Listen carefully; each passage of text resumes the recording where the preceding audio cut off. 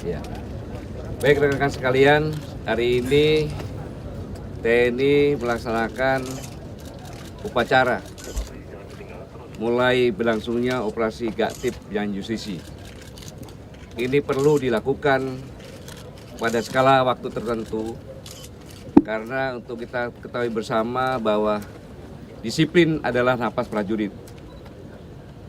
Karakter prajurit adalah loyalitas, moralitas, dan etika.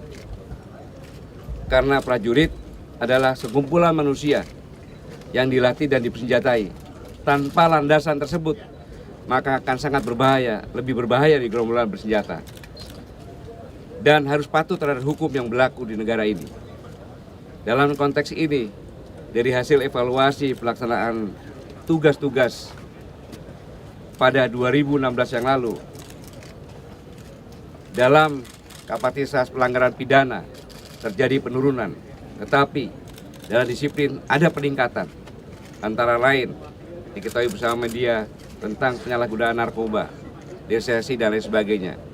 Untuk itu maka pelaksanaan operasi Gaktip ini harus dilakukan untuk membentengi prajurit, mendidik prajurit agar tidak melakukan pelanggaran-pelanggaran, agar TNI menjadi profesional, kuat, hebat, dan dicintai rakyatnya. Ini latar belakang mengapa dilaksanakan operasi Gaktip dan Justisi. Untuk evaluasi dari tahun 2016, peningkatan dari narkobanya sendiri seberapa banyak sih? Di tahun-tahun selama TNI berdiri, tahun 2016 paling banyak kita mengungkap pelanggaran tentang narkoba bagi TNI. Mengata demikian karena sejalan dengan kebijakan pemerintah, saya menerapkan tentang bersih-bersih diri TNI dari narkoba. Sehingga semua para pangkotama, baik darat, laut, udara, melaksanakan operasi untuk menangkap sendiri prajuritnya yang melaksanakan pelanggaran narkoba. Dan hasilnya sangat luar biasa, tidak mengenal pangkat. Kolonel pun kita sikat.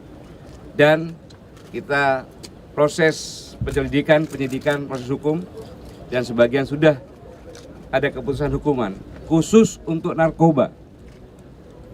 Para komandan-komandan satuan membuat surat untuk menambahkan hukumannya menjadi penyatatan dari dinas militer. TNI tidak perlu lagi, tidak ada rehabilitasi bagi TNI. Harus langsung dipecat karena sangat berbahaya. Demikian ya. Izin Pak, soal hal lain Pak, dugaan yang salah satu pasukan Garuda yang diduga menyelundupkan senjata Pak di Sudan Pak. Saya tekankan dalam dugaan penyelundupan senjata, saya jamin tidak ada satupun oknum TNI yang terlibat. Gitu.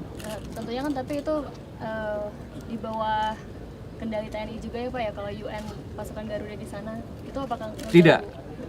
Yang di bawah TNI hanya prajurit-prajurit TNI. Cukup ya?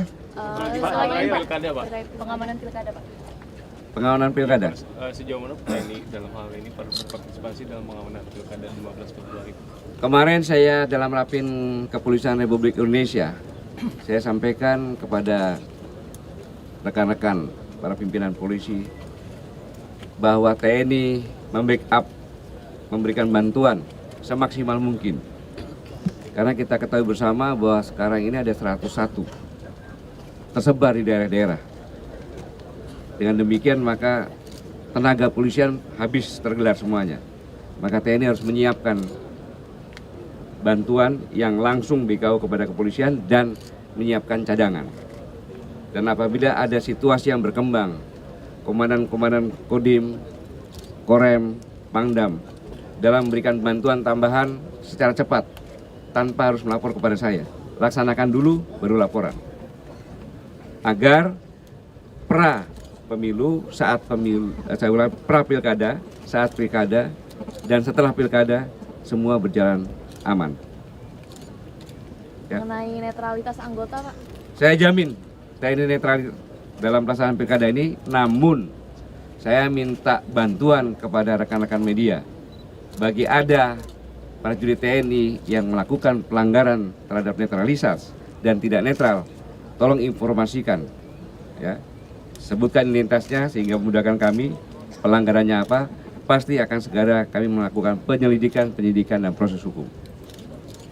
Sanksinya Pak cukup? Ya, Sanksinya sanksinya sesuai kapasitas pelanggar yang dilakukan dan ini secara terbuka. Saya harus ke Kementerian Pertahanan ya. Terima kasih. Pak, lagi Pak.